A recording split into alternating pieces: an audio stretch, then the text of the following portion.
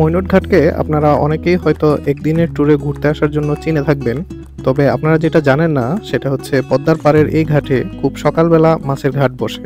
এই সিজনে যেহেতু প্রচুর ইলিশ ধরা পড়তেছে, তাই চিন্তা করলাম সকাল সকাল ঘাটে গিয়ে পদ্মার টাটকা ইলিশ কিনবো। সকালে যখন বের হই ভোরের নিস্তব্ধতা তখনও পুরোপুরি ভাঙেনি। ভোর 6টা বাজার আগেই আমার স্কুটার নিয়ে রওনা হই মইনট ঘাটের উদ্দেশ্য পদ্মার টাটকা ইলিশ কেনা। পূব আকাশে সূর্য মাত্র তার রঙিন আভা নিয়ে উঠতে শুরু করেছে, আর এই সাত সকালেই আমরা মইনট ঘাটে পৌঁছে গেছি। ঘাটে পৌঁছে দেখি চারদিকে কোলাহল, ট্রলারের শব্দ, হকারদের হাঁক ডাক আর টাটকা মাছের ঘ্রাণ। জেলেরা সারা রাত মাছ ধরে সকাল সকাল মাছ নিয়ে এসব ঘাটে এসে পৌঁছায়। একটার পর একটা ঝুড়িতে নানান রকমের মাছ।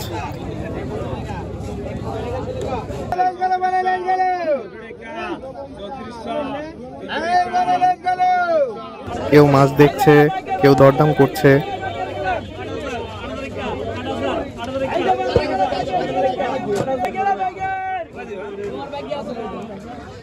এরকম নানান রকমের টাটকা মাছ দেখতে আমার খুব ভালো লাগে।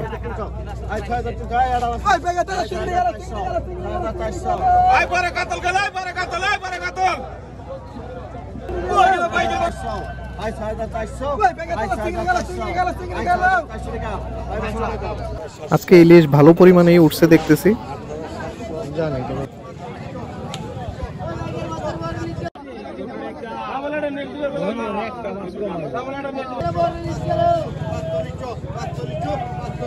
নিলামে দরদাম করে আমিও ইলিশ কিনে নিলাম। সময় যত বাড়তে থাকে মানুষের আনাগোনাও ততই বাড়তে থাকে। অনেক দূর দূরান্ত থেকেও মানুষ আসে ফ্রেশ মাছ কিনতে। স্কুটারে উঠে আবার রওনা দিলাম বাড়ির পথে।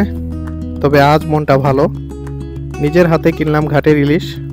রোদ উঠে যাওয়ায় গরম আস্তে আস্তে বাড়তেছে, তবে মন কিন্তু ঠান্ডা, কারণ এখন বাসায় গিয়ে ইলিশ মাছ ভাজা দিয়ে গরম গরম ভাত খাবো। তো এই ছিল পদ্মার ইলিশের খোঁজে আমার মইনট ঘাটের অভিযান। যাদের পদ্মার ইলিশ খাওয়ার ইচ্ছা আছে তাদেরকে বাসায় দাওয়াত রইল।